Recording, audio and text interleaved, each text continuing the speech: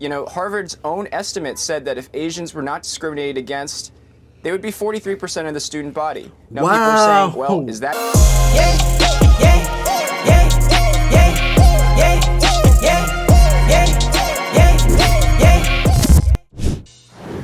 Sandra, an inconvenient minority. That is the name of a new book by our next guest, and how author Kenny Xu refers to Asian Americans. As an Asian American himself, Xu explains how he's considered to be an inconvenient minority to the critical race theory narrative.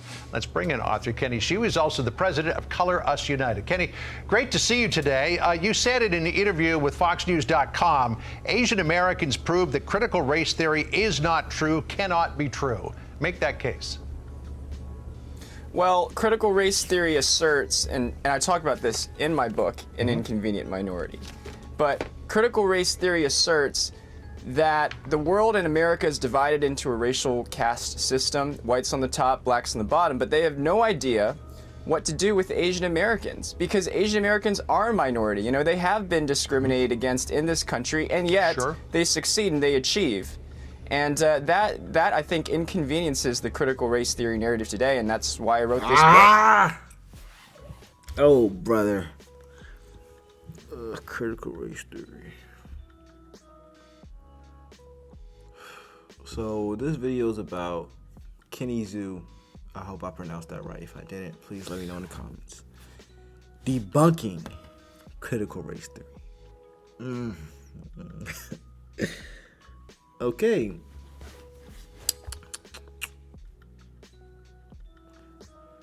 Let's get into this, man.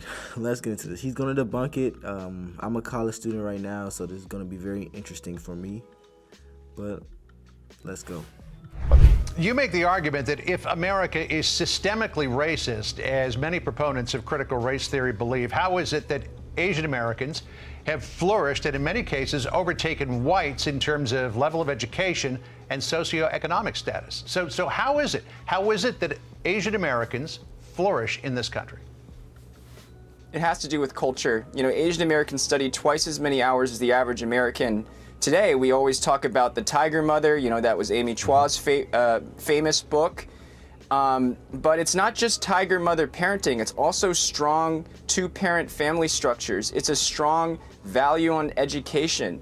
It's a love for hard work and for meritocracy. And that's at stake with critical race theory, because critical race theory is anti-meritocratic. It believes that merit is racist. So if policies like Harvard's discrimination against Asian Americans are allowed, guess who loses out? Well, it's the hardworking Asian Americans that work so hard to get their spot.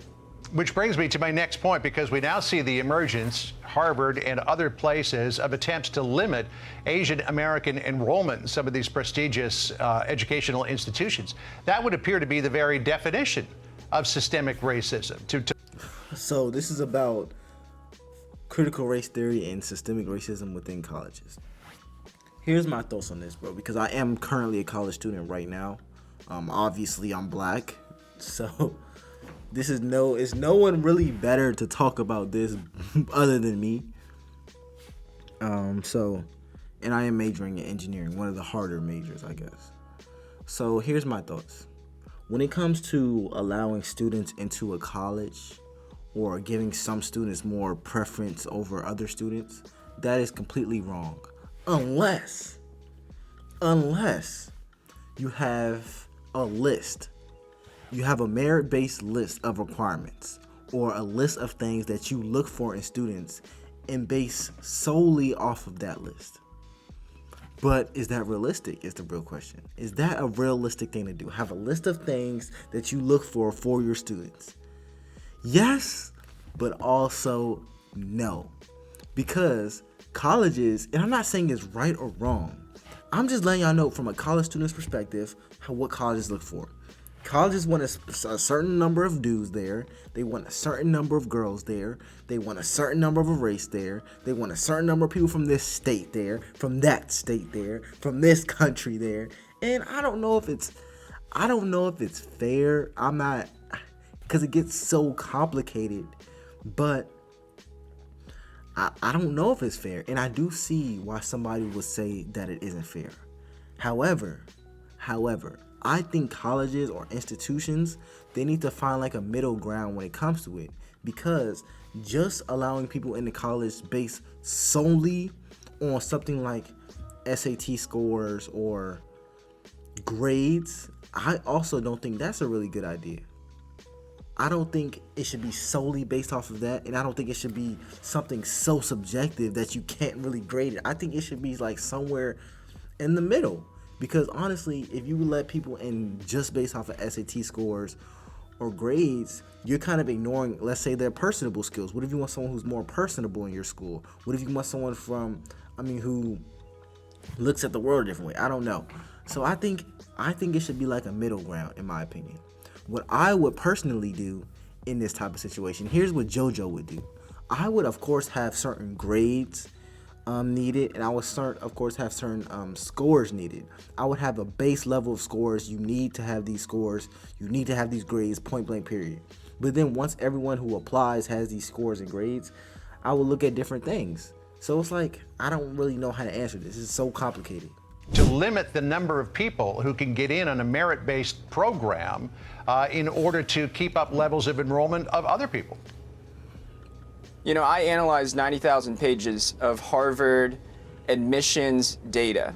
And stretching back for 30 years, Asian Americans have been kept at a cap at admissions between 15 and 18% of the student body. That has only recently changed. And, you know, Harvard's own estimate said that if Asians were not discriminated against, they would be 43% of the student body. Now, people are saying, well, is that too many Asians? Well, I say, I'm indignant at that claim. I'm indignant at the claim that Asians are all the same kind of person, they're all the same kind of faceless, test-taking robot with no personality. We have to look past race in this country. And I wrote this book, hopefully, to heal America and to bring Americans together in service. That's facts, though. What I said earlier, I'm not necessarily just talking about race.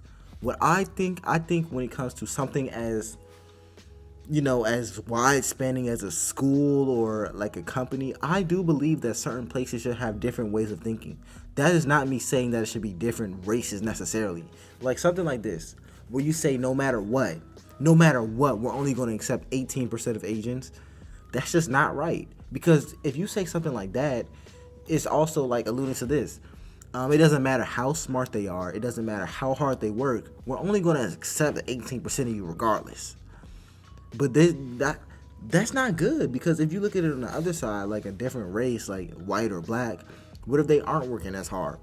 And you say, well, we're still going to accept 25%, so it doesn't matter if their scores go up or down. That is not right.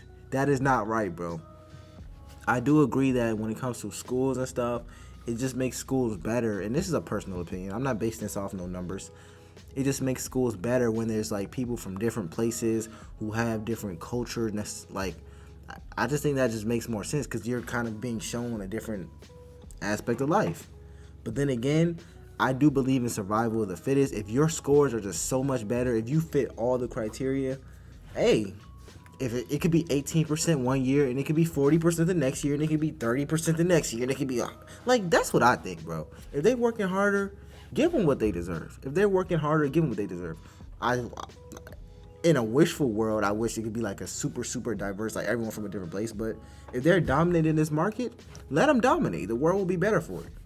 Of meritocracy. So I asked Vivek Ramaswamy this question yesterday, and let me ask you as well. Yeah. Have you personally experienced racism in this country, and what did you do to keep it in perspective?